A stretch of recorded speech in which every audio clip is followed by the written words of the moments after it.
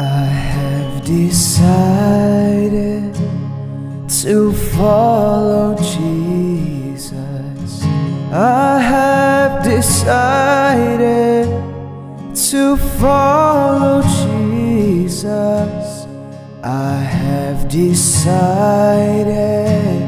to. Hello. Welcome to my channel Judge All Nation. In this video, Christian Prince will make understanding and education about Islam to all Muslims. Also, Christian Prince educates Muslims that in the Lord Jesus there is truth and no other. Now let's take a look and see what Christian Prince will tell you by arguing with Muslims. Enjoy watching this video and God bless you.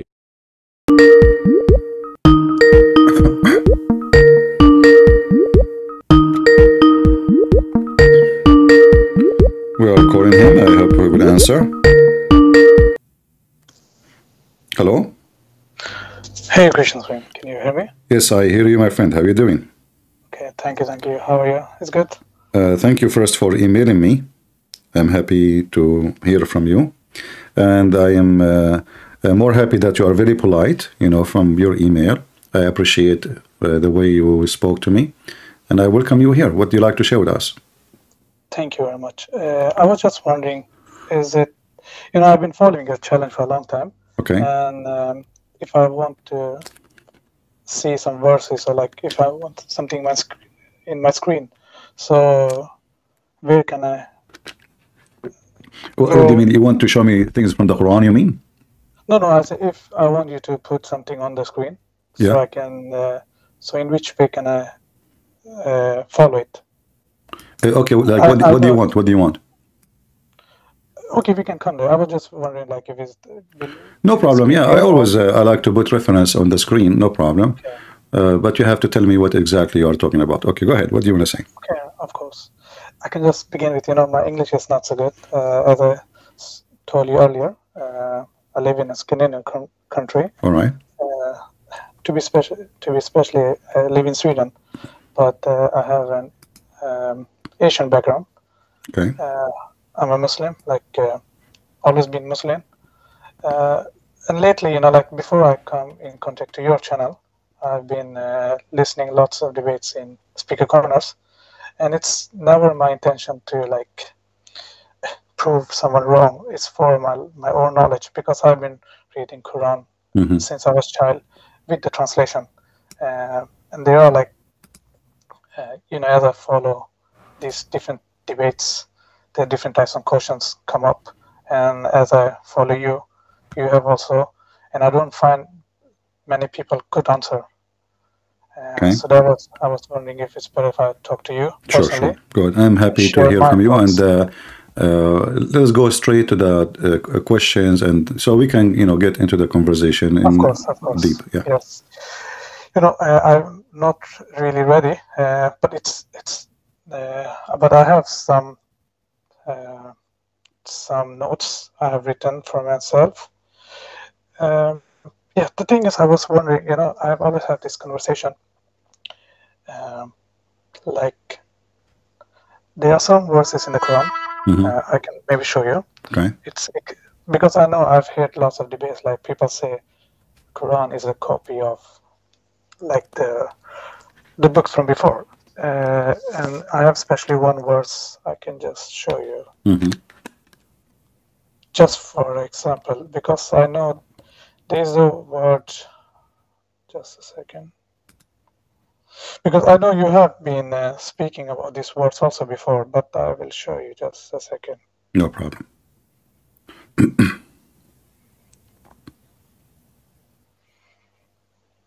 Yeah, we can take, it's from the thunder, I think chapter thunder, verse 16. Chapter what? Its name is Ar-Rad, the thunder. Ar-Rad. Okay. Yes. Oh, okay. I think it's chapter 13, verse 16. All right. Just to verse 16. Yes. All right.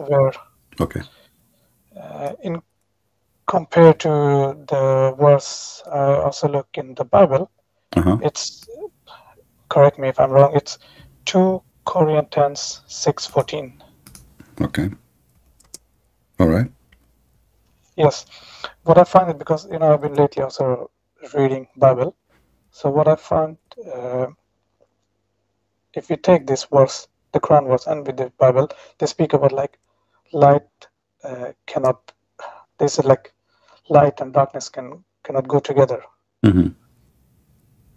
I don't know if you have the verse in front of you. Yeah. Okay. Yeah. Yeah. So here you notice that the Quran is copying from the Bible. You mean? No, I've heard this debate many times. Okay. I have heard this point. But Okay. what my thought is there cannot be. It's it's either how you see it, because you cannot either see it it's a copy, or you can either see it it's from the same God. I will make it simple for you. Yeah. First of all, I can say, well, this is the same God repeating the same thing. So what a big deal, right? Yeah. Okay, but this is not the case. Why? If we go to verse number 13, you will see that according to the Quran, the angel, the rad, is not a thunder. The rad is an angel. So the Quran is full of fictions. If you go and read the interpretation, any interpretation you wish, the thunder is an angel who glorify Allah, and he have a fire belt in his hand. So when he moved his right hand, they asked Muhammad, so what is the light we see? He said, this is when he moved his fire belt toward 70,000 angels in his right hand. What about the other light we see? He says, this is when he moved his fire belt to the other 70 in his left hand. So this is an angel. He's in charge of the thunder, and he drive the cloud from place to place. So here we notice that Islam is not just copying. Islam is copying everything, including fiction stories. You know what I mean? So suddenly the thunder, if we go to interpretation now, and I will show it to you on the screen. You see my screen? Yes, I can All see right. that. Yeah. Okay, I will go to 13:13, and we will read the interpretation. No, I think it was 13:16. The verse I was. Yeah, but I went just to show you that Okay. it's not the same, because simply Muhammad, he copied from everybody. He copied fiction stories too. So here it says, if you read with me, this is Tafsir al-Jalalain. The thunder who is in charge of the cloud driving them, while he constantly proclaim his praise, that he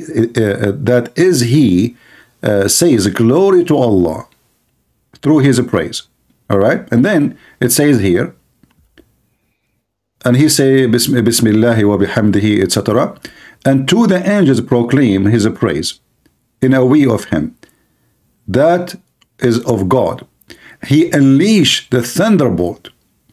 These are fire which is issues from the cloud, and submit to whom he will. So we have verses in the Bible about God. He can use the nature, he can use thunder to punish people too. But here you will notice that suddenly the thunder is an angel. He's in charge of the cloud. If we go to Ibn Kathir, we will see the same story. This is Ibn Kathir. Let us go. So what I'm trying to say to you, like in Quran chapter 9 verse number 60, the Quran says that Muhammad is an ear. Why they call him ear? Because simply he is an ear. He's like a radar. If he hear anything, he take it, he put it in the Quran. So it's not going to be surprised if Muhammad he hear, like he obviously there's many things. Actually, he copy even Paul. We can quote many verses. Just to if you read me here, before we continue, I will give you the mic. Here it says here, this is Ibn Kathir, explain about the rad, and he is saying, let us see here.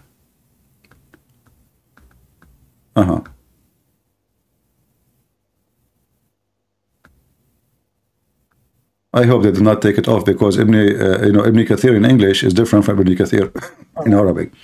It says here. Just to pause you there, what I'm trying to mean here. Yeah. This is not my main point. Like, it's not about the verses. What I was trying to make my point is how can we explain the verses in the Quran? Because, you know, at the same time, there are verses in the Quran where God said that Prophet Muhammad couldn't read and write, you know. Who said Muhammad cannot read? Where it says that? But this is a story when the angel Jibril visited Prophet Muhammad. Or like, is it like you can... No, my friend, anyone who speaks Arabic, he should know that this is not true, because the word ummi does not mean he don't speak, he don't read or write. If you go in the Quran, in 2 seconds I will prove it to you. If we type the word ummi, this is the word the Muslim they keep using to explain that Muhammad is an illiterate, right? Yes. Okay, but this is not, this is a word does not mean a person who do not know read or to write. You know, remember here we are talking about God and religion. We are not talking about education or if someone want to go to school. So Muhammad, he is a person who do not know God. He is from the Gomai. The Gomai is the pagan. You know, if you go to chapter 2 as an example, not limited, verse number 78, it says here, and there among them the Jews. No, this is not about the Jews actually. This is false. They add the word Jews. وَمِنْهُمْ أُمِّيُّونَ لَا يَعْلَمُونَ الْكِتَابِ. And from among them, illiterate people who know not the book. So do you see who is the illiterate? It's someone who do not know the book. It's not about not knowing how to write, how to read. And this is repeated many times in the Quran. I can show you another verse. Chapter 3, verse number 20.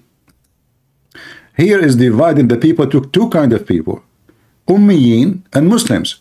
Okay, why the Muslims are all the Muslims do not know how to write, how to read? The Quran call all Muslims Ummiyin. Here it says those who they are giving the scriptures, between two brackets the Jews and the Christians, and those who they are illiterate. Do you see it? So it's in Arabic, so I cannot... No, I'm showing you in English. Okay, let me give you the website I'm using so you can switch with me as I switch. Okay, thank you. Yeah. So the Muslims, sadly, they claim that they are the one who knows their religion, but in fact we are the Christians who taught them their religion always. And this is why Muhammad, he refused to debate the monks who came to him from Najran. So here it says clearly, if you open the verse, yeah. Those who they are illiterate, between two brackets, and this is a Muslim translation, remember, not mine, between two brackets, Arab pagans. So those who they are giving the books are not illiterate. But is it possible that all the Christians go to school at that time? That is impossible, you know. That is impossible. There's people who they are poor. There's no school actually, you know. I mean, the one who teach them usually at that time is a rabbi or a monk, the church. But no, there's no school. So the Quran divide the group of people into two. People who have scriptures, those cannot be called illiterate. Why? Because they are given a book. But doesn't mean all of them they know how to write, how to read. And the other group is the illiterate about God, about God. They are pagan. So the Muslims, they could not even find a very simple thing to explain their book. This is how I find Islam very awkward, and I wonder how in the world Islam is established and how the Muslim cannot see it. I mean, it's in front of you. It doesn't say that, or I'm making things up. Yeah, the other thing is, as I told you always, there can always be like how you see it. No, it's not about how you see it, my friend. We have to be clear here. This is how we see it, or this is how it is. It says the illiterate, who they are the pagan. So there's two groups. The people, why the Quran is not calling the Christians and the Jews illiterate? Because they are not illiterate about God. They are people of the book. You cannot call someone, he knew God and he have the book of God, illiterate. So those who they are Gomai, those are the pagan, are the one who they are illiterate. And that is Muhammad. Let me show you another verse. I can show you tons of verses, not only that. Even Muhammad himself, he was sent as an illiterate, as a pagan, to the pagan. If you go to chapter 62, verse number 2, and let me give you the link so you can open it easy too, to make it easier for you to follow with me. Read with me. He it is who sent among the illiterate once messenger, Muhammad, from among themselves. So they are illiterate too. And he is illiterate. Do you see it? You know, I've, as I told you, I've seen your, and I've seen many debates where you have been speaking about these verses, and I've been also like following there. People say like, if we follow it as it says, of people among from themselves, in that case, it will be someone who is illiterate to someone who is also illiterate. But there's no way all the Arab are illiterate. Illiterate here is about what? About illiterate who they are not having the book. Okay, I will give you another one. Does the Quran confirm that Muhammad is a pagan?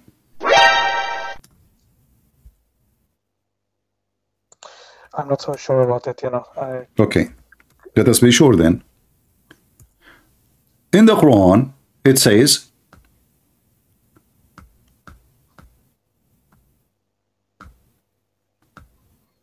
actually, I'm not sure what verse I will show you. I have tons of them, but I'm just trying to take a shortcut. Okay. If we go, just one question, CP, so as I can follow you. So if I understand you correct, so you mean in this case that this think about that Prophet Muhammad is illiterate, it's not true. Is that what you're trying to tell me so I can understand? Muhammad never was illiterate. Muhammad, he used to learn, and he learned how to write, how to read long before. Muhammad, he used to be a businessman working for Khadija, correct? And those who work in buying and selling, they have to calculate, they have to write down notes, because this is how trade work. You cannot be a person who go from place to place and you do not know how to write, how to read. People will laugh at you. People will fool you, will scam you. So in the Quran here, in chapter 93, it says, he found you lost, not as they say here, wandering, lost, and he gave you guidance. What was Muhammad lost?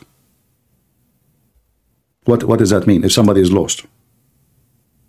Yeah, it can be in the meaning like lost from religion. Okay, but lost what? I mean, for sure not lost about finding his way in the street. So a person who follows the true God is not lost, correct? Yeah. All right. But we have more verses to confirm what we are going to talk about. There's more verses confirm that Muhammad, he have zero faith in the true God, as we see here in chapter 42, verse number 52. It says, Ma kunta tadri. Here we go. Do you know Arabic? No, you know. Okay, it's okay, no problem. But I'm just, because if you know Arabic, that will make it easier for me. So in verse number chapter 42, verse number 52, it says,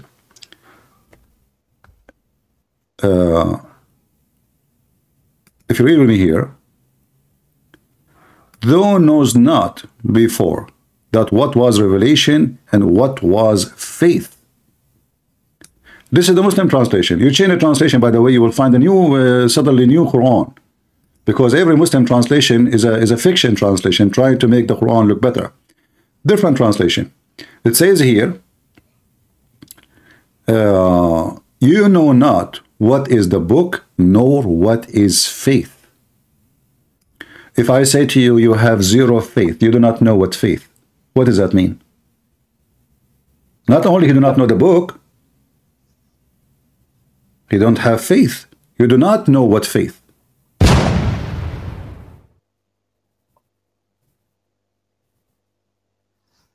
What do you think?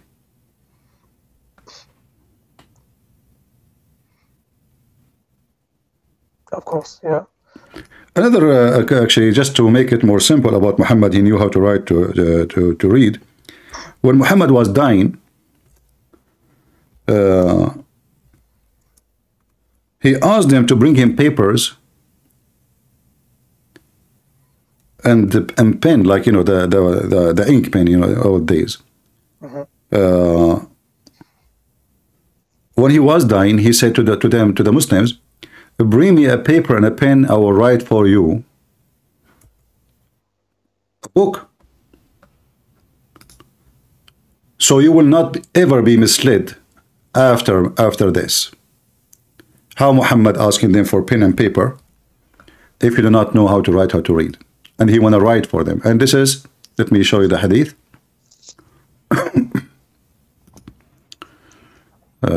Here. You know, CP, what I was thinking. Okay. Do you see the hadith?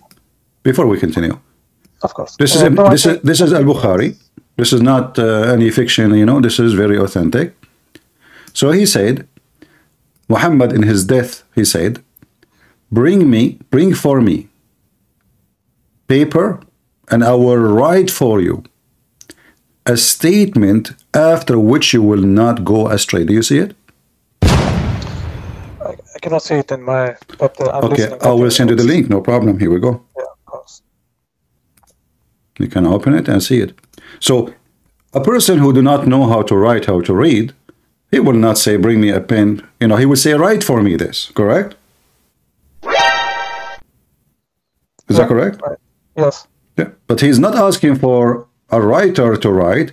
He said, bring me a paper and a pen so I will write for you.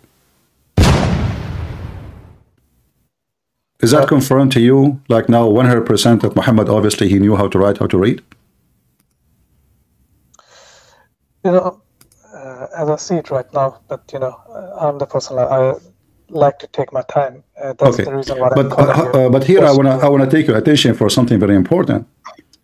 Do you see what happened in this hadith here? This is authentic, very much authentic. This is Al-Bukhari. That means everything the Muslims have is a lie. Why? Because Muhammad claiming that this is what he will write is what will make them not to be misled. Correct? What he was going to write is what the Muslims they need so they will not be misled. So the whole Quran was a joke then. And then you will notice here that Umar al-Khattab, he says, Hajar al-Rasul, which means he lost his mind. He's being stupid. And he said, we have the Quran and that's enough. We have the Quran, read carefully. You know? Actually here in the hadith doesn't say it, but I can show it to you from different hadith. So Umar, he said to them, no, don't give him anything. This guy, he lost his mind. Hajar al-Rasul, you know, imagine how somebody he say such a thing. So Umar, he says, we have the book of Allah and that is enough. We don't want him to write anything more. All of those is authentic hadith.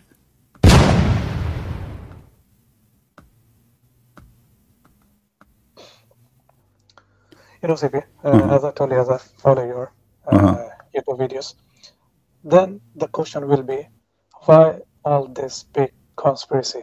You understand what I'm trying to say? Because if we also look like how many people follow Islam, you know, if you remember when I talked to you first time, I told you, for me it's more important to coming to the truth. So then it will be many questions. Okay, then why Islam is here? So what? There is atheist is here. People who worship Satan are here. Buddhism is here. You know, there's a trillion religion in this earth. So what? Why evil? Why evil is here? Why Satan is here? Is Satan is here? Yeah, Satan is. Yeah. So everybody, you know, cockroaches are here. Worms are here. So this is what the struggle of a human being is about. Is about you follow the truth and the truth will set you free. And you have a freedom to choose. By the way, in Islam, you don't have freedom to choose because Muslims believe in destiny, which make Islam more stupid. Because if I have a destiny to believe in Islam, so what the point to convert to Islam? I did not convert because this is destiny. So Islam is backward in every aspect you can imagine. It's stupid, it's wrong, history wrong, science wrong, language wrong. The Quran full of mistakes in Arabic. And then they'd say to you, this is an amazing religion, but not for me. I find it very stupid, very silly. Same time, you know, I'm asking you now about your logic. If this is what make a religion right, well, Christianity is the biggest belief in the world. Does that mean we are right and everybody wrong? That's because we are many? What is that? This is false. Because simply, upon the time, once Jesus have only 12 disciples, correct? Yes. So does that mean that Jesus at that time he was wrong because others believed they were way more? According to Muslim Muhammad himself, he had the first believer was his wife. So Yes. okay, yes. Does that mean Muhammad was wrong at that time? And then when the number became bigger, he became right. So this is not a healthy logic. And speaking about Muhammad become his wife, she became the first believer as Muhammad claimed. Do you know what happened? Sorry, I didn't hear you. The last part. Do you know what happened? Like how his wife, she became like she believed him that this is an angel who coming to Muhammad, Khadija. She did striptease to him. I've heard this debate when you have it. Yeah. So here you see, I mean, this is stupid. I mean, what kind of a prophet? He himself do not know if he has seen an angel or not. And then the wife, she asked him to sit in the top of her right leg and then the left leg. And then she asked him to sit in the top of her in a sexual position, taking off her clothes. And then because the angel supposedly he cannot see the angel in the corner, she confirmed for him that this is an angel. Shouldn't Muhammad himself is a prophet of God receive the confirmation from God if this is an angel or not? His wife, who's his wife? If his wife was a pagan woman, then how his wife, she can tell him who's an angel, who's not?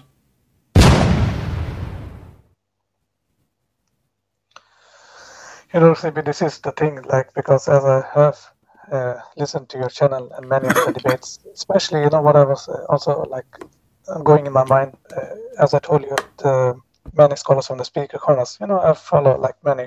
You have Brother Mansour, Brother Hashim, and I've never seen them. Those aren't scholars, those are potato. What scholar? They don't even dare to speak to me for a second. So that's what I mean. That's make scholars more doubtful. You see, that's making more doubtful. And that's the reason why we are talking here today. Okay. You know what? I want to make it easier for you. Tell me what is holding you to stay as a Muslim. And let us see if I can convince you that you are wrong. So tell me why you are still a Muslim. You know, I've been like reading the Quran, okay? I know like there are many. You are reading the false Quran. Sorry. Because you are reading the translation, correct? I'm reading the translation, yes. Exactly. So you never read the Quran. The Quran translation have nothing to do with the Quran. And I assure you that.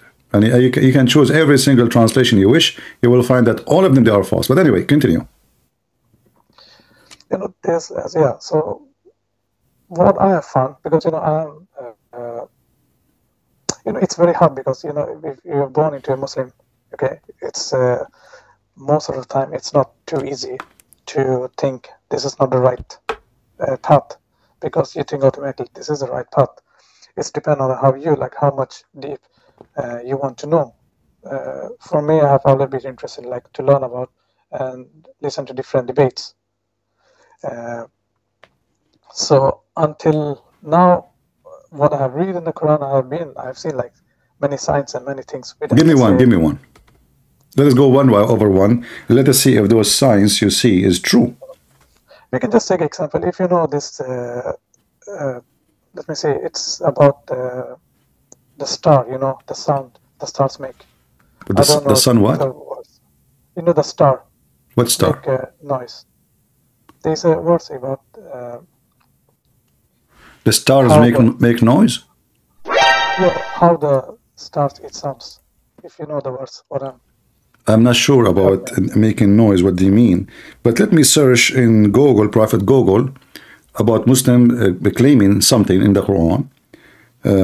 Make noise. Quran. The sound of the star. Miracles. Like, it's like a knocking door. If it's what? Okay, hold on. Let me. I'm looking for in Google to see where Muslim mention. Okay, knocking door. Okay. You are talking about An-Najm al-Tariq. Let us see. Yeah, al-Tariq. You see here. You see the deception.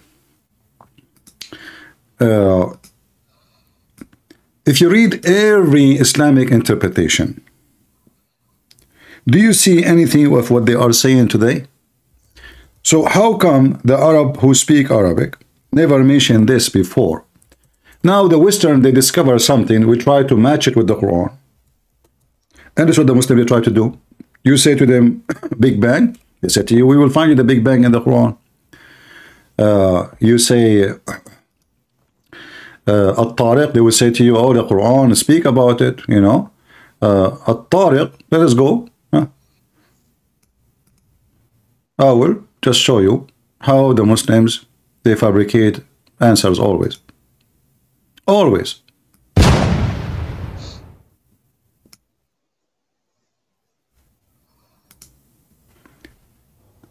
This is the tafsir. This is the government website of Saudi Arabia is not open. Let us see here. So this is Ibn Kathir, and I will open Ibn Kathir in English too. Okay. But this is Ibn Kathir in Arabic. At-Tariq is just a name the Arab they gave to the star before Islam even exists. And the reason it's called this way, because it appears at night, not because it's come or it make noise or knock at the door. So here you will see it says, Al-Qutada, إنما سمي النجم الطارق لأنه إنما يرى بالليل ويختفي بالنهار. I will use Google Translation. Here we go. That's all. Have nothing to do. This is not Muhammad giving the name. This is not Allah giving the name. This is the Arab call this star. If this is true, that means the Arab, the pagan, they are the one who knows God more than Muhammad. Do you see it? At-Tariq, because it's called, this is star called At-Tariq, because it's only visible at night and disappear during the day. So it come to our door, but it's not knocking at the door. Make noise. By the way, all the stars make noise because they have explosions in them. My understanding is like of this verse is like. Do you see? I mean, do you see the interpretation, my friend? Did you see the interpretation, or this is my fabrication now? Do you see it? This is Ibn Kathir. Okay, so this is the original meaning, the reason for the meaning. The Muslim today, they try to fabricate and make it about something else. But this is not what it says. This is not the reason. And this is a name given by the Arab. The Arab, not Allah. You see, if the Arab is the one who gave this, I mean, if Muhammad is the first one who says that word and he have different meaning, I would say, okay, Muhammad, how he knew that? But this is a name, is even they call a human being Tariq. A human being, his name is Tariq. There's before Islam. So this is very well known, have nothing to do with knocking doors. And the Arab call it this way because this star appear only in daytime and come to their doors, which means come to them to appear at night. And this is the interpretation in front of you. But here you notice, by the way, what kind of God he speak about this? What is the point? Nothing. Because if you read with me, Allah he swear by such a star. How come the Muslim did not notice that this is a pagan swear? Why God he swear by a star called At-Tariq? Why Allah swear by the heaven? Why Allah swear by the other star? The person. What's wrong with this God? Because God do not swear by something is less value than him if he swear. As an example, your God, he swear by the fig. Wattin was zaytun. So how come the Muslim did not notice something fishy here and something silly? When Allah he swear by the heaven, does that mean we shall believe him now? What do you think? Like, does that make Allah more truthful when he swear by the heaven and the star? If I swear by my cat, if I have a cat or a dog, does that mean you have to believe me now that I'm truthful? Is that a star is so dear to Allah? Like, is it maybe the mother of Allah, maybe the nurse of Allah, maybe the sister of Allah? Well, why Allah swear by a star?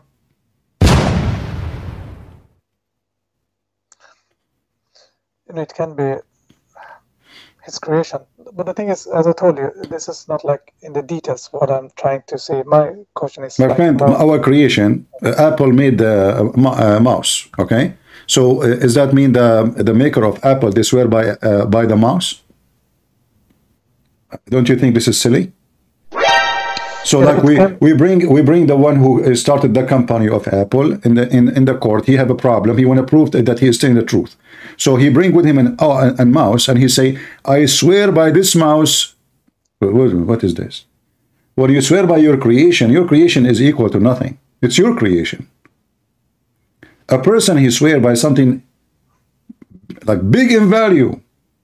Big to whom? Isn't you Muslim? You say Allahu Akbar. What Akbar mean? The Muslim, they say Allah is a greater. So, which is false, by the way. Akbar does not mean greater. Akbar mean bigger. But we will go with that. So, how the greater swear by the less great? He is the greater. You see, CP, this type of questions, what I'm trying to say is I'm not suitable to answer because I'm not into, as you say, I'm not like... I'm not asking you, my friend, I'm not asking you to answer. Yeah. I'm asking you to think with me. You see, I'm not expecting you to answer, but I'm expecting you as an adult, mature, seeking the truth, to think. Why God when I swear? Like imagine a God, you know, that you are watching a movie about God who is so powerful, etc., and then he swear by the turtle. It can be a saying, you know, like if it can be a... Okay, hold on. Just to show you, before you continue. If you go with me little bit, you will see something very stupid. According to the Quran, it says here, يخرج من بين خلق من ماء دافق يخرج من بين الصلب والترائب. According to the Quran, the same chapter, verse number 6 and 7, the sperm come from the man and the woman. The woman's sperm coming from her ribs, and the man's sperm coming from his backbone. But both are wrong. Do you really believe? I mean, do you need even to be genius to know? Do you really believe that women have a sperm and it's coming from their ribs? What do you think? No, I have listened to it before, and that's the thing, because there is the reason why I need to understand, and people normally don't knowledge these things. That's the reason, like because I have been also in contact with some Muslims, and you never get to these things, and the reason is also you never get to ask like this kind of question, because you are not, how you say it, like you're not really in details when you just come to the Quran. It can be also wrong, because no, hold on. You see, focus with me for a second, please. Listen, as long as we mention the chapter, can we mention other verses in the chapter? How come the Muslim, they saw the chapter is speaking about the star, it's called the Tariq, which is funny, but how come they did not see that the same chapter is speaking about a woman, she have a sperm coming from her ribs, and the man have a sperm coming from his backbone? How come they see something, they did not see the rest? Because the rest is stupid. This one, we can fool people with it. Read with me. This is Ibn Kathir. Do you see the screen? Yeah. Okay. Ibn Kathir, he is explaining the verse. So you will see it's not my statement about the sperm of the women. By the way, women, they are lying to us. They claim that they have breast, but those are not the breast. Those are breast testicles. Because obviously they have a sperm according to Allah, and coming from there. At-Tara'ib is not only the ribs, it is the top. You see where like, you know, if you put your finger between your two ribs meet in the top, right away in the top, like next to your neck, you know what I mean? There's like a hole. The women, their hole here is deeper, right? This is Tara'ib. So according to the Quran, read carefully. He created you from gushing forth, meaning sexual fluid that comes out, burst forth from the man and the woman. Human being created from sexual fluid coming from the man and the women.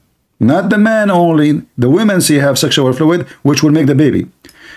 And thus the child is produced from both of them by the permission of Allah, for sure, by permission of Allah. Are you kidding me? And then, meaning the backbones of the man and the ribs of the women. Do you see it? Let me zoom in.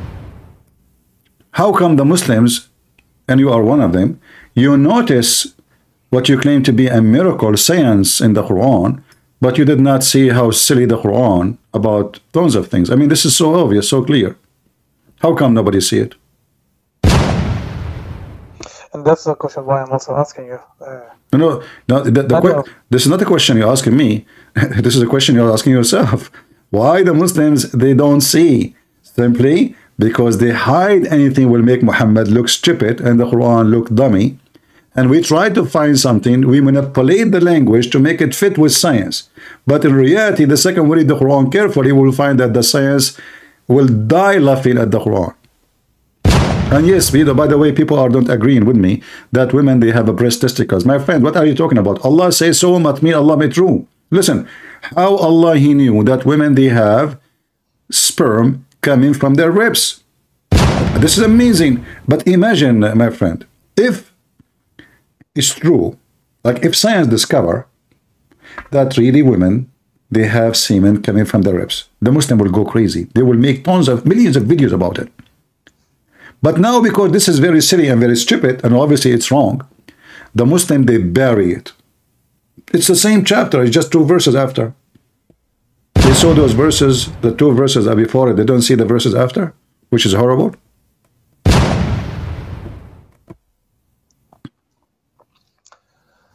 That's the confusing part, CP. That's the thing. As I told you, I don't find this answer.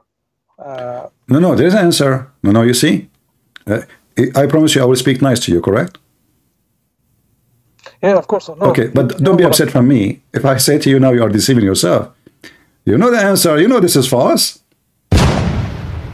Are you really saying to me that you do not know that women, they have no sperm?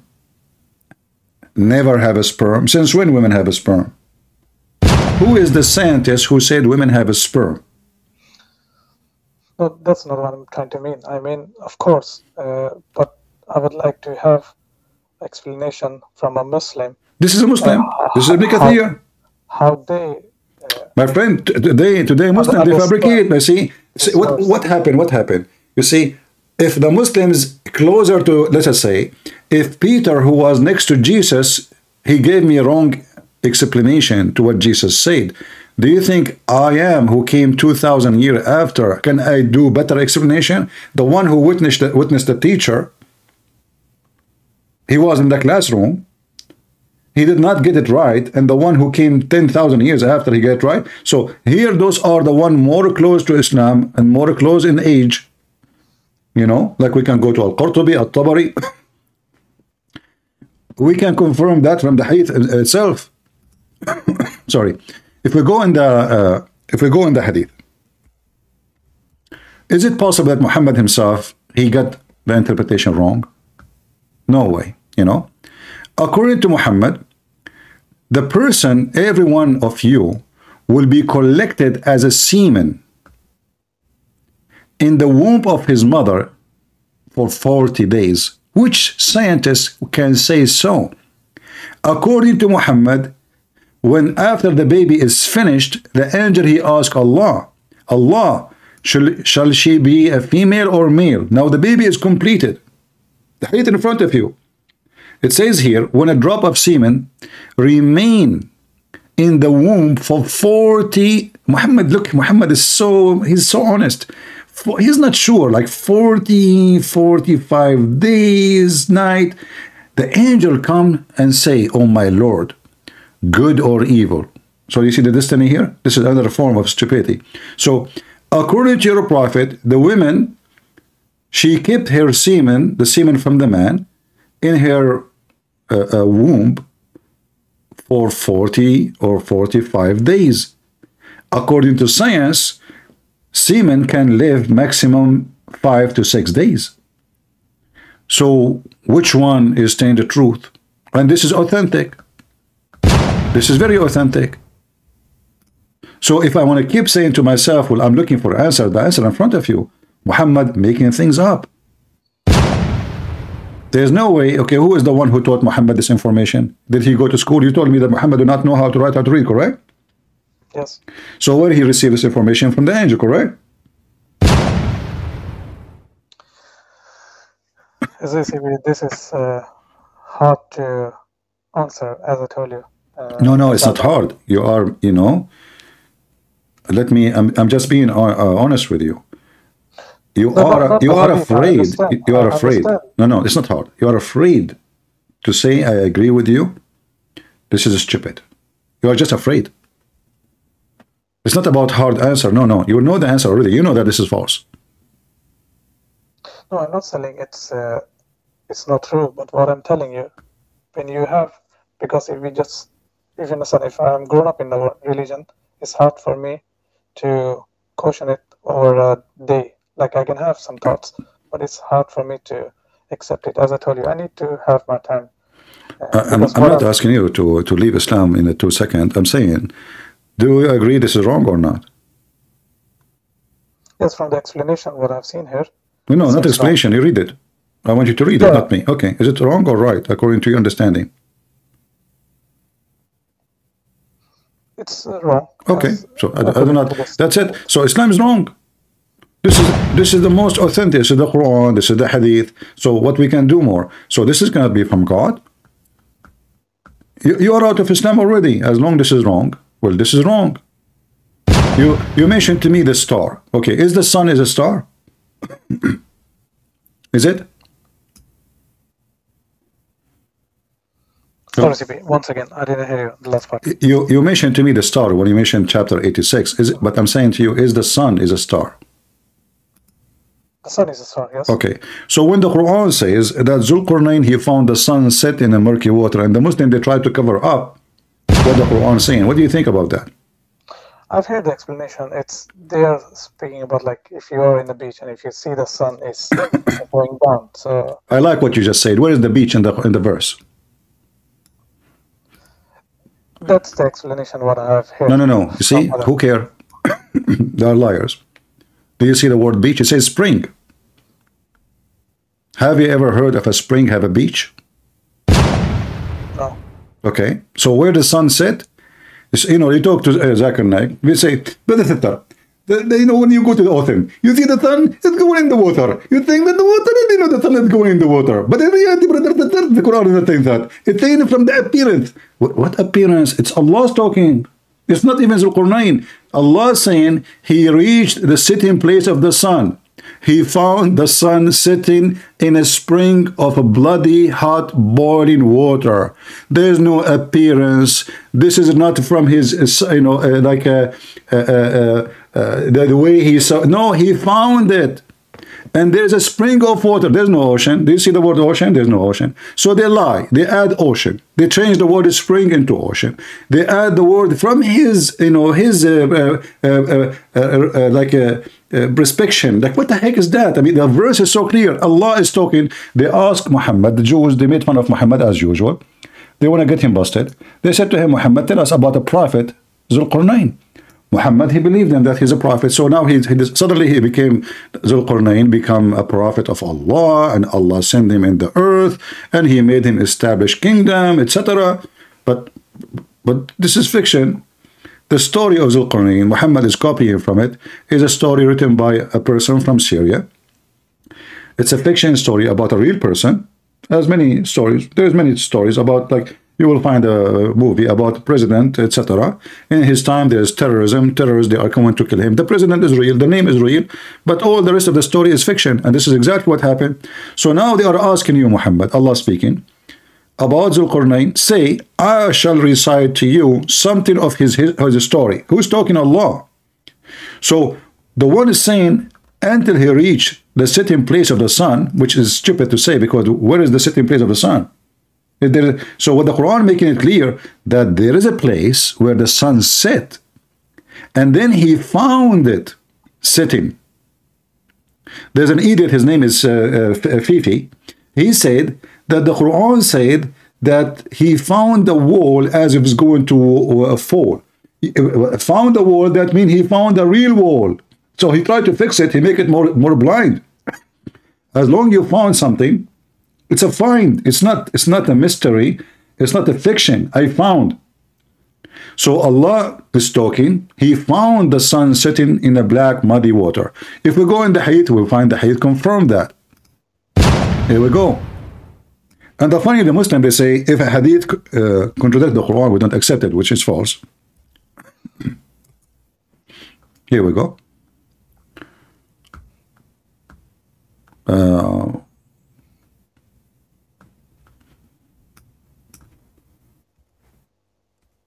This is Muhammad explaining where the sun set. Can Muhammad do Muhammad know? Or can he explain the Quran better than the Muslims? Or the Muslims can, you know, I don't know why the website. Okay, it is now. All right. Let us see. Here we go. This is an authentic hadith. Sahih in chain. There's nothing wrong with it. I was sitting behind the Messenger of Allah, who was riding a donkey, while the sun was setting. He asked, "Do you know where this set?" I replied, "Allah and His Apostle know best." He said, "It's set in a spring of boiling water, not warm." Translation is false. This is Muhammad. So you say to me, you heard the translation or interpretation for it. And all of them, as you said, it's appearance from his perspective, correct? But as you see, Muhammad, he's confirming now. This is not nothing to do with the Qur'an now, no more. He is telling him where it goes.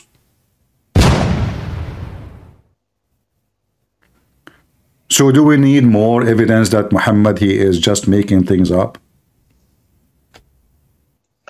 You know, CP, okay, for a moment, just let's say like I'm doubtful about it. And then the question will be arise, okay, what is a true religion? You know? First of all, there is no true religion. There's a truth. Religion is not a true. Religion is a man-made. Christianity is not a religion. They can call it in dictionary religion, but Christianity is not a religion. The truth is what we should seek. All right. Okay. So then will be the point. What is the truth? As I understand, like maybe speaking to you, or maybe like, you know, it's different because if I speak to a Christian, he will say, our faith is true. If I speak to someone else, he will going on answer the same. Very normal. Yeah, very normal. But you know, at the end of the day, it is your mind and your soul together. They have to work together, and you come to the truth, which you think it is the truth. You think, not necessarily true. So, in Christianity, when you believe in Jesus, that means you were able to combine both the facts, which is in some cases not facts, but it can be facts. It depends how you see it, and your spirit. So in Christianity, both of them, they have to come together and to accomplish a belief. And that belief, when it happened, then you will know if it is really true or not. How? The Messiah, he said, search the truth and find it, and the truth will set you free. So when you find the truth, you will examine something special. You will be set free, which means you will examine different life and different experience of life. So this is the proof. Because I can say, okay, I want to become a Buddhist, but still I am confused. I mean, it's just fictions and ideas and philosophy. Your soul, you don't have a soul. You are the same as a tree. You are going to come back again as a cockroach or a cat. It's just tons of fictions and confusing stories. But with the Messiah, as the Messiah, he says in John, the truth will set you free.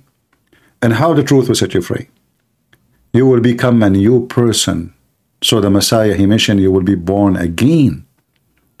So this is the only proof you can witness, because everything is an idea. Heaven is an idea. It can be true, it can be false. God is an idea. It can be true, it can be false. Everybody who have religion have God. Satan is God for many. So money is God, sex is God. Everybody have his own God or gods. It's an idea. You believe in it, and then that's it. You are following it. But in the case of the Messiah, you will notice something will change in your life. If somebody converts to Islam and he is a really, really truthful believer, he will become a terrorist. So change will follow if you believe in something from your heart. A person who really converts to Islam, he have no choice but to hate everyone isn't a Muslim. You see all those videos made by, you know, some, they do dawah, like the guy we were playing his video saying we respect the religion. We know that this is false. So the most common thing you see from those who are Muslims is they do lie. And the most common thing you will see from those who believe in Jesus, they cannot lie. They cannot. So when you see somebody saying you cannot lie and you belong to me, the father of all lies is the devil. And then you see someone like Muhammad saying you can lie to your friends. The wife, she can lie to her husband. The husband can lie to his wife. You can lie to your enemy. So who's left? We establish a society of everybody lying to everybody. And what is the point? Corruption. Because this is what lies do. Corruption in earth. Well, Muhammad, he say, or the Muslim, they say, that the Prophet have 16 privilege. One of them, if his eyes fall into a woman, her husband must divorce her so he can have her. And then we see what Jesus said is totally the opposite. Totally the opposite. When David, he took a woman, he married her. How he married her? He sent her husband to war. He liked the women. So the husband died at war so he can marry her. God condemned him. God destroyed his family. God even caused even his son to die. That is the difference. So you have a God is the God of the is a devilish God in Islam, and in Christianity you will see dignity. You will see the top of ethic. Actually, you cannot find, and I challenge anyone to find someone is extreme in ethic as Jesus. I mean, he make it so hard for us as a Christians. A question there, CP. I can just have some few questions regarding Christianity. First of all, what I was wondering, what makes Christianity true? And what I mean in this sense, the Bible you have, because you maybe probably have also heard like Bible is corrupted. As I told you, I'm not so into it, but we have heard this argument many times. And what I'm thinking, it has come from something, like people cannot make these things up. So then you need to discuss, like, because I know a little bit, like the author of the Bible, or like especially the New Testament, it's unknown. Who said that to you? Who said that to you? So why we call them the Bible of John if it's unknown? Why we call it the Bible of Luke if it's not known? We have names for them, so how they are unknown? What they say to you about unknown, they say the copy of the copy of the copy, but they are known. So when the Christians, when the first time the Christian they have, let us say, an expensive book, is when the Roman king become a Christian. Before that, those are poor Christians. They write in a very cheap material, and those cheap material will be destroyed by time, even if you put them inside the glass. But there is nothing true about saying unknown. What we have is the copy of the copy, even according to the most people who they criticize the Bible, like Bart Ehrman. He says there's no book in the world have confirmation and evidence as the Bible. This is number one enemy of the Bible. And he's an atheist. We have tens of thousands of manuscripts. So when they say that to you, is a lie. Secondly, Christianity is not even the Bible. Because remember, the Word of God was not a book. Jesus, he spoke. He did not write books. Do we agree?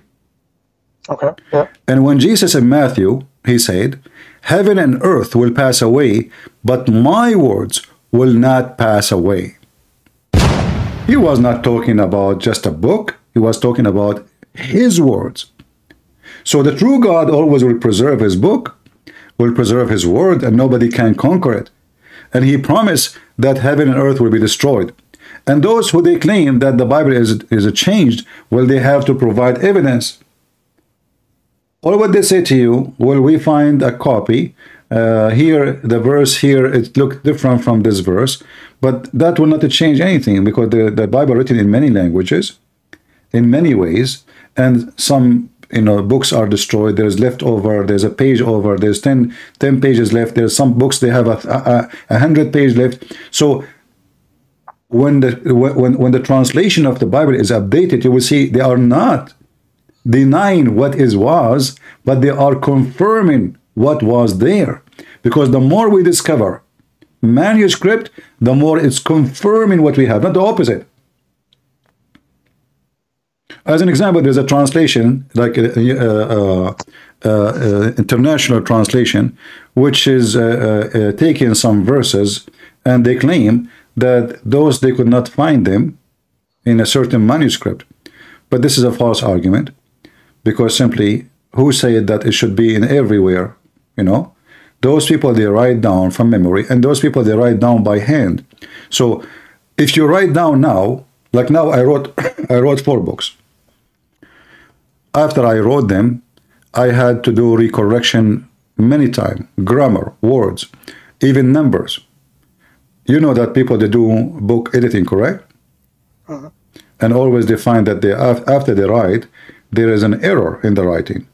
So those people, they are writing with their own hand. Yes, the Bible is so accurate. Today we are writing with computer. We can find now how many words in my Microsoft Word I wrote. I can find where is a word is written exactly by one click. Still we have errors in the book we write. But in the Bible, which is written by hand, by a very cheap material, still all books around the world, they are agreeing about everything Jesus did. So all Christians around the world, the Ethiopian, the Indian, Christianity spread all over. And there's no form of communication, which means the one who lives in India, he cannot communicate with someone who lives in Ethiopia. This is now, we can communicate through the internet in the speed of light, if you say. But before, it's impossible. Yet, the church who established in Mumbai, in India, more than 1,400, 500 years ago, or even more, and the church was established in Ethiopia, they are not different. Both of them, they have the same scriptures. The Messiah was crucified. The Messiah said that in the cross. The Messiah did this. The Messiah, he healed that. So Christians spread around the world. How in the world that can happen? How you can make all the Christians in the world agree to corrupt their book, even though they are different, even different sect? So this is impossible, and this is one of the false claims. Same time, if Allah is the one who sent the Bible, then Allah could not protect his book. That means Allah cannot be God. That was my second question, because I've heard it before. He told me, like most of the time the Muslim says, the Injil, it's not the real Injil, what we have seen today.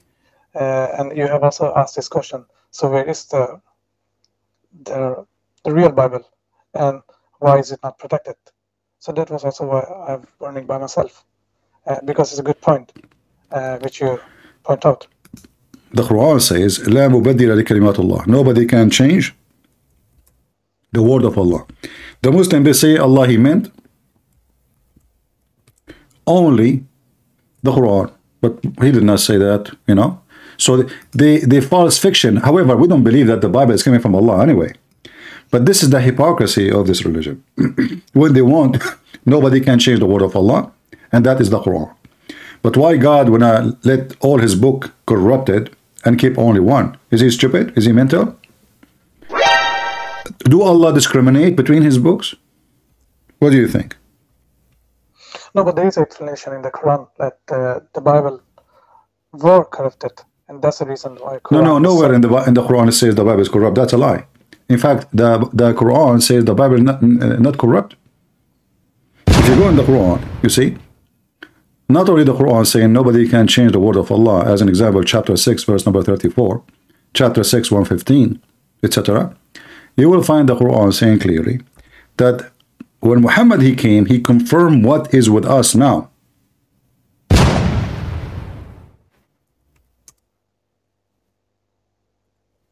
If you go to chapter 2, verse number 89, or chapter 2, verse number 41, confirming what is with them. Not was, confirming now. Chapter 2, verse number 41.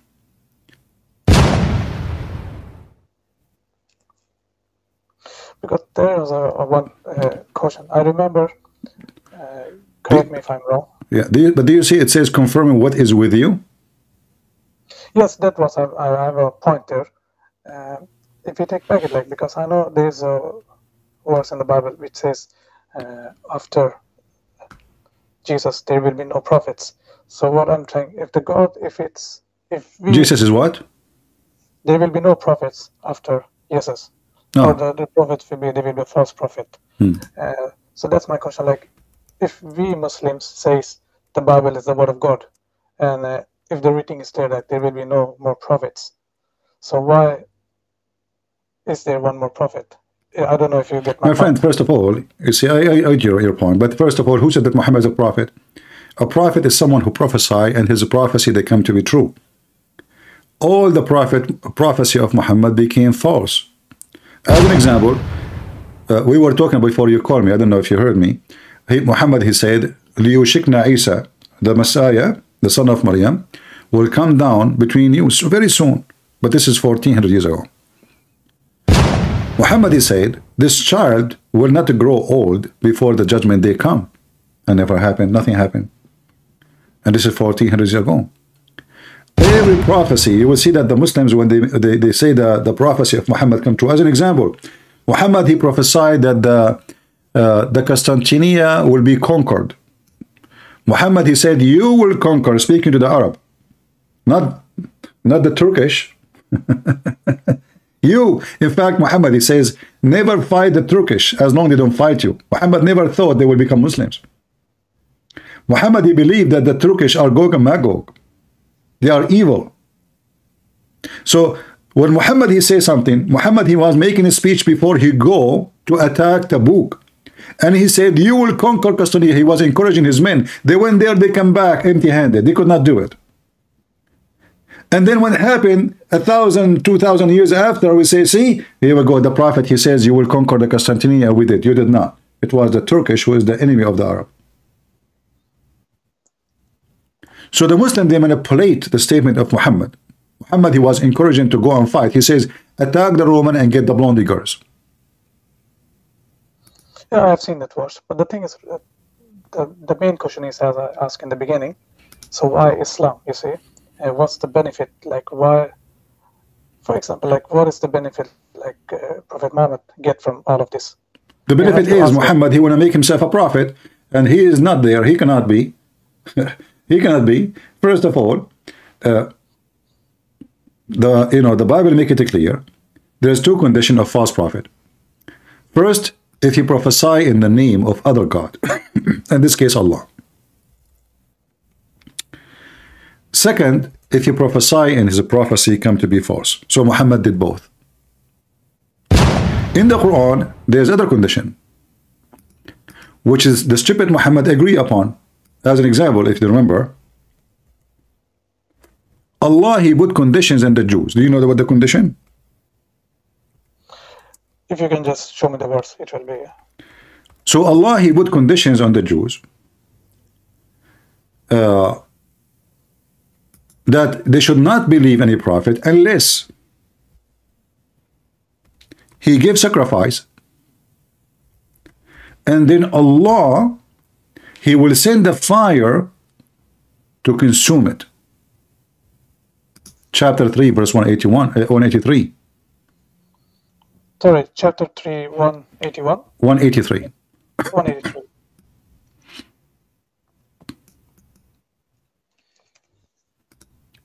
You will notice here that Muhammad did not say this is not true. He agreed. Okay, so why they will believe in him? If Allah himself, he put a condition, read carefully. Those Jews who said, verily Allah has taken our promise, an oath, not to believe in any messenger unless he bring an offering which the fire from heaven shall devour. say, verily there has come to you messengers before me with the clear signs, but you did not believe in them. No? If Allah, he told them, this is the sign. But this is not the test, you see. No, this is a test. Hold on, Muhammad agree with it. No, hold on. Did Muhammad agree, or he said it's not true? He agree. So if this is the test made by Allah, he said to them, there is only one thing you should do to examine a prophet. You ask him to give a sacrifice, and then to show you that I send this guy, I will send a fire from heaven, the same as God he sent to the fire to Abraham. When Allah supposedly, he took the story from the Bible, when Abraham, instead of sacrificing his son, Isaac, he gave, God he provided. The Quran says that Allah provided dhabhan azim, which means a great sacrifice. Allah, he sent the fire to consume it. This is the same. So Allah making a statement saying, you shall not accept anyone to be a messenger unless he do this. So why Muhammad don't do it if this is what Allah he asked them as a condition?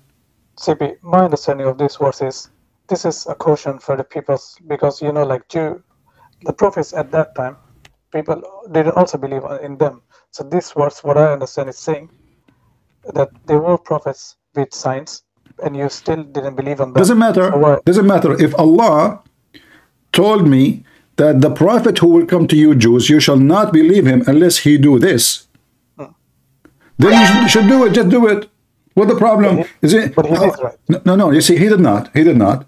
And Allah did not send fire because he knew. I mean, what he will lose if Allah will. If this is what they expose them, bring a sacrifice, make a miracle, let a fire come from the sky, and then all those Jews will get busted. So what he will lose? Sacrificing a sheep. Sacrifice a sheep, and let everybody see that you are a messenger of God. But he refused because he have zero miracles. So Muhammad did not say to them, oh no, this is true. This is not true. Allah did not give you this condition. No, he agreed. He said to them in the top of that, before me messengers, they come to you with the clear signs. Okay, give your signs. How come those messengers, they gave a clear signs? And who are they? Those messengers who gave a clear signs and they did not believe. Give me the names. Jesus? That's false. Because all the followers of Jesus, they were Jews. All the followers of Jesus.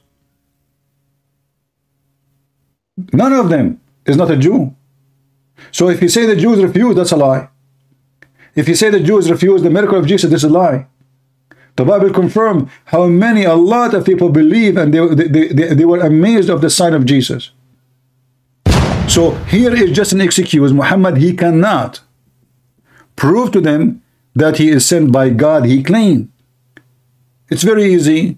Slaughter a sheep, make offering to, you know, how come Allah is ready to send the fire in the story of, you know, the story of the children of Adam? Yeah. Okay. You mean Yeah. In the story of Adam, the kids, they want to have sex with their sister. I mean, so Allah, he have time to send fire just for the sake of a guy who want to have sex with his sister. And they give sacrifice in chapter 5, verse number 27. Very funny story. But Allah don't have time. Maybe he's out of gas. He cannot turn the gas on. Maybe his matches are not there. So as long as you made the condition is to send the fire, we'll send the fire. Do it. Get them busted. Did Jesus say to the Jews, oh, there is messengers before me, they made a sign, I will not give you any more signs? Or Jesus was a miracle machine. Wherever he go, he is doing miracles. This type, I need to have more time to, because I haven't read the Bible. I can only speak for myself, what I've seen in the Quran.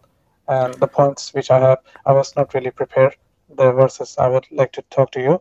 But as I told you, I've seen your many lives and I've seen the questions you have. And I still don't find those answers from what I hope from others, scholars, as I mentioned, from the people from the Speaker's Corner. And I don't understand why. My friends, speaker corners, they are not scholars, they are potatoes. They are a bunch of dummy making business. No, and that's why they don't dare to talk to me. People don't debate you, because I see a lot of them, the people who you are in debate with, like, I don't find it so fruitful, you see, because it's more of denial. It's more like I want to win. But for me, it's more important, like, to accept if something is wrong, and like to see the truth. So that's what I'm missing from the debates. And I'm here trying to help you. You see, I'm not against you as a person. I understand your struggle, but as you see, if Allah He gave, I mean, this is very simple to understand. If Allah He gave them a condition, says, hey, listen, Jews, don't accept any messenger unless he do this. So what is their fault? It's like, you know, your mother, you are a kid. She said to you, hey, honey, mom, don't open the door to any stranger unless he tell you this word. That word is specifically. So you will not open the door, correct? So here actually the verse here proving that the Jews are not bad people. They are just obeying to God. And they are saying, okay, hold on. We are not refusing you. We did not. Do what God, He told us to do. That's it. All what you need to do, bring a sheep, slaughter the sheep in the name of Allah.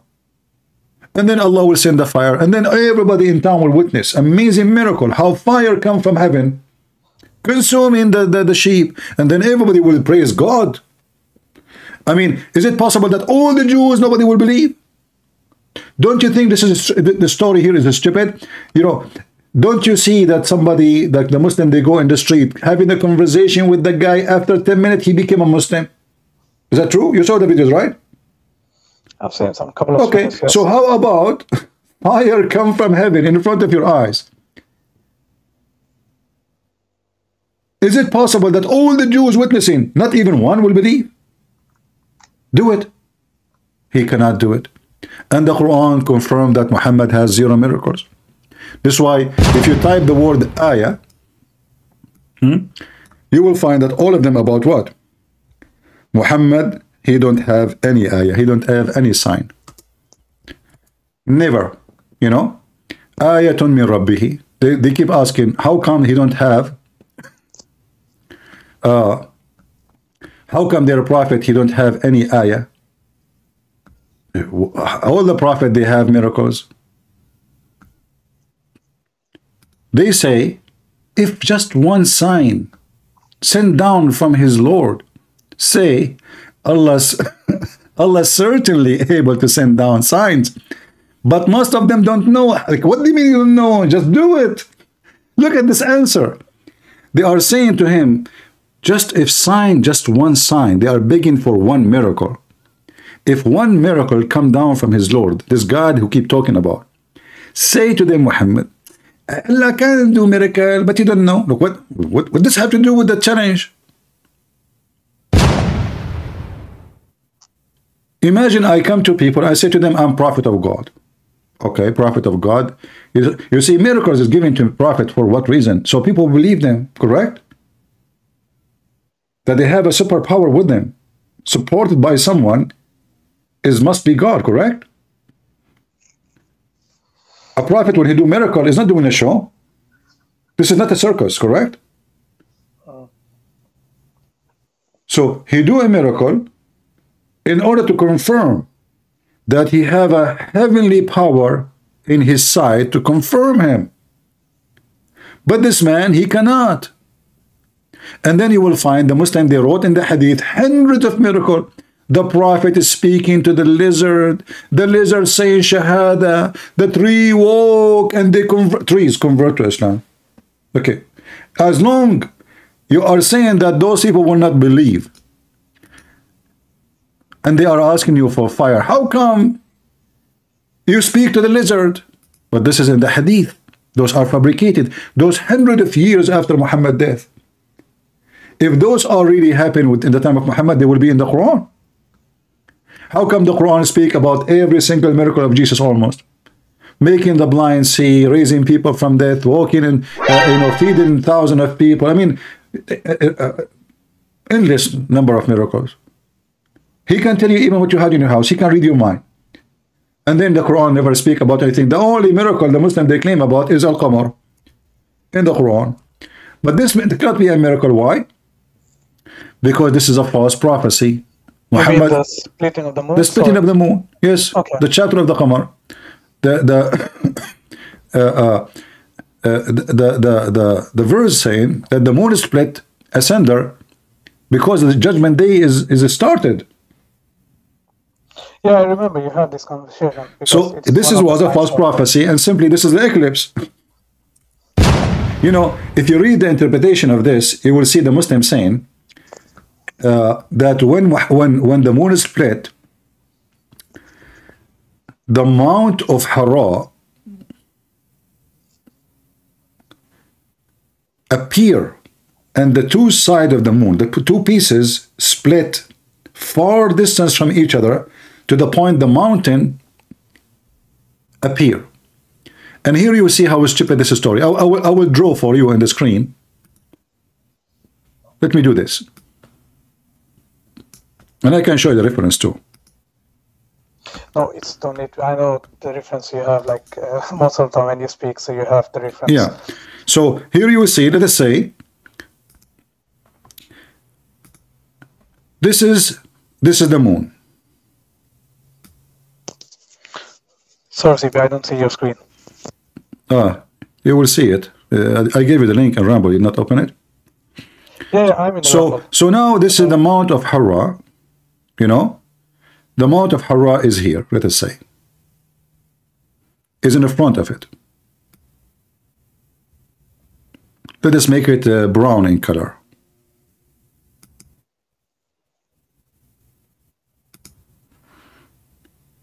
And use thick pen. So this is the mountain. And the mountain is covering the moon, actually. You know, the moon is behind. So we cannot see the moon. And now the moon is split two pieces, according to the hadith. So there's a piece here, and they went so far from each other to the point we can see the moon, even though the moon is behind the mountain. If such a thing happened, don't you think this will be appear around the world? Or only in Mecca? But they were saying, you know, as I can speak from the other who I've listened to, they say, for example, people in India have seen the splitting of the moon. If you remember, Sheikh Usman. That's what Uthman. Go give me the you know, my friend. First of all, people of India, they cannot see splitting of the moon. Where in India exactly? Which city? The ones who will see it is those who they are having the same time. Not the one they will have morning when we have night. Those are the same time is going to be Iraq, Saudi Arabia, Jordan, Israel, Syria, Yemen. Those are at the same time. Let us say the edge of Pakistan maybe. But when somebody say that somebody saw this, that means the whole world at that time, whoever in that territory, in the same time, at night time, they saw such a thing. There's no history report of any such a thing. There's for sure eclipse, but this does not split the moon. Here we see, it says in the hadith that the mountain appear, and the two pieces, the two moon, the moon become two moons, not a crack. And they are separated to the point the mountain become between them. And this guy, Sheikh Uthman, this is a big fat liar. You will take a statement from Uthman? Uthman, the one who says that there is many Messiah in Islam? Uthman, he the one who brought a book. They challenged him about the book of Uthman. He bought a book from the library. It says the book of Uthman. And then he brought it to the park, and there's the stupid, when he went there, they told him open the page. You will see it says in the same book, it says this cannot be the Quran of Uthman. The same book in his hand. This is the guy this is the guy. Okay, hold on. No, I've seen your debate with him. I know one time when he was calling you, which I found, because finally there was someone who I could answer your question, I see, but he couldn't. Yeah, I didn't find it very. Okay, good. you know what, Uthman will help you with something. If you remember, in one of the videos, and I play in my intro every time I go live sometime, he said that Muhammad, he was a pagan and he do not know what Jibreel is. Did you hear it? I don't remember that. Here we go. I will play it for you, but I don't know if you will be able to hear me. I will play it in Ramble. But I mean, again, he doesn't know who Gabriel is, right? Because he didn't come from an Abrahamic faith. He said, he do not know what Abraham is because he did not come from Abrahamic faith. did Uthman refer? Was he saying that? Yeah, it's in front of us on the screen. I just played. I don't Gabriel, Muhammad, he did not know Gabriel because he's not from Abrahamic faith. I will play it again. Let me play it. So he's lying to a Christian in the park. I mean, again, he doesn't know who Gabriel is, right? Because he didn't come from an Abrahamic faith. The people of Mecca were pagan. You see, he do not know who is. He do not know. Did you hear what he said? He do not know who is Abraham. He do not know who is Gabriel because he did not come from Abrahamic faith. He is the people of Mecca. They were pagan. So he just admit that Muhammad was pagan, never was Abrahamic. This is the biggest fat lie Muslim they repeat always, either by ignorant or by lying, that Muhammad was Abrahamic. But as you see, Muhammad never was Abrahamic. He don't even know anything about Abrahamic faith. I know I showed you the verse in the Quran where it says that he know not what faith is. Yeah, I showed earlier. So you see the CP, that's the point. What to do now? If you understand. You leave Islam. You leave Islam. You know, and then we will discuss with you. If not now today, take your time to read some about the Bible, whatever you want, and come back to me, and I will help you. But if you are convinced, that Islam is false, then why you hesitate? You know, it's not about, because this is something you have been following all your life. You think it's with the habits. It's not something which you can live in one day. No, you can. No, you can. What is it like a drugs? What do you mean habit? This is not. You know, you are an adult. You are mature, and as long if you agree with me that Islam is false, then Islam is false. That's it. What habit? You want to follow something stupid just because it's a habit to be stupid? No, it's more like I need my time to explore, like to get a better understanding. Because, as I told you, I would love to hear this from a Muslim scholar, not because I don't trust what you are telling, but I just want to get the point to have this question to someone and let me hear what they have to, their explanation. My friend, all their explanation is explanation from people in YouTube is a fraud. Explanation of the scholars is there. The Arabic Quran is there, and you yourself, you need to compare. And I showed you everything I showed you. None of them is maybe not what it says. It's obvious. So I'm not showing you something maybe, maybe not. I'm showing you clear evidence. No, that's what I mean. But what I mean, it's hard to like take it at the moment. Because the reason why I'm also following you, I have my doubt, and that was the reason I wanted to talk to you live. But the thing is, for me, next step for me is like I would like to. Okay, let us do this. Read the Bible. Let us do this. Somebody in the chat, he says, why you don't invite those you call them scholars to debate me? Yeah, that's also my question also. Because, you know, I've actually write to somebody in the Speaker's Corner. You know this group, SC Dawa. Who? SC Dawa in the YouTube. SC Dawa? Okay. Yeah, I have wrote to them. You can also contact them. And I have talked to someone live, but I don't get the chance. They say like they can't take live chats. So it's better if you just post a question. But this type of topics, it's not I can explain in 1 or 2 sentences. I need more time. No problem. Well, my friend, take your time and just be honest with yourself. It's your salvation, not mine. It's your life. It's your future. And nobody can see it better than you where you want to be. But as you see, Islam is nothing but satanic, demonic cult. God who promised us nothing but sex, he cannot be. This is a sexual God. God is holy. His promise is holy. Life he wants from us is to be holy life. Life with ethic. We commit sin, yes. But we don't preach sin. We don't claim that sin is the best way to live. We struggle with sin. We do sin. We feel bad. We feel guilty. We ask for forgiveness. We pray. So human being always will struggle with sin. But Islam encouraged sin. Islam changed the name of sin. So fornication, Muhammad, he called it zawaj, nikah. So zawaj mut'a, zawaj a friend, you go one night in the hotel, this is called zawaj. But all of us, we knew that this is nothing but a fornication. Even prostitution in the Quran is permitted. So force not your girls to do prostitution, and those are slaves, sex slaves.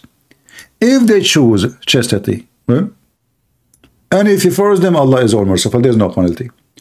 So the only religion beside maybe Hinduism and Buddhism promote prostitution is Islam. This is why in the culture of the Buddhist, prostitution is not seen as something bad. But Islam do the same. They kidnap girls, they force them into prostitution, and this was a practice in the time of Muhammad. In the time of Muhammad. So there was, now we have Andrew Tates. In the time of Muhammad, all the companion of Muhammad, they are Andrew Tate. And then Muhammad now, he received complaint from the wives, because the wife, those people, they are busy with the women. They have a lot of women. Muhammad, all what he can do, he says, force them not to do prostitution if they choose a chastity. So if they choose to be prostitute, it's okay. And if you force them, Allah is all merciful. No penalty. This is the one. I've seen the verse, yeah. Yeah, chapter 24, verse number 33. Is what I tried to say. I've seen all of your debates. Like past 6 months, I've been following all your debates and everything. And that's the reason why I'm starting to doubt and get these thoughts. But what I will do next, I will try to read the Bible. And let's see if I have some question there. And that it will be I think it will be more fruitful discussion where I can have a chance like ask something. But I appreciate very much for you calling me. And well, I'm happy to speak to you, and I hope I keep my promise with you. I spoke to you. I hope I wasn't rude with you. Was I? No. I know how you are with others. So all right. So thank you for calling, and I will be happy to hear from you soon if you have any questions. And I will give you time to read. I hope soon I will hear good news from you. All right. Thank you. Take care. Have a good night. Thank you. Bye. Let us pray for our friend here, this nice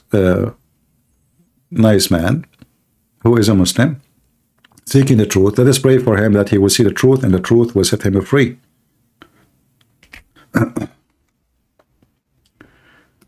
I mean, all the evidence take us to believe in one thing, that Muhammad is nothing but a fraud, and the only Savior is Jesus. The Savior is not Christian Prince. The Savior is not an angel. The Savior is not a bishop, is not a pope, is not even a church. The Savior is the Messiah, and there is no name beside his name.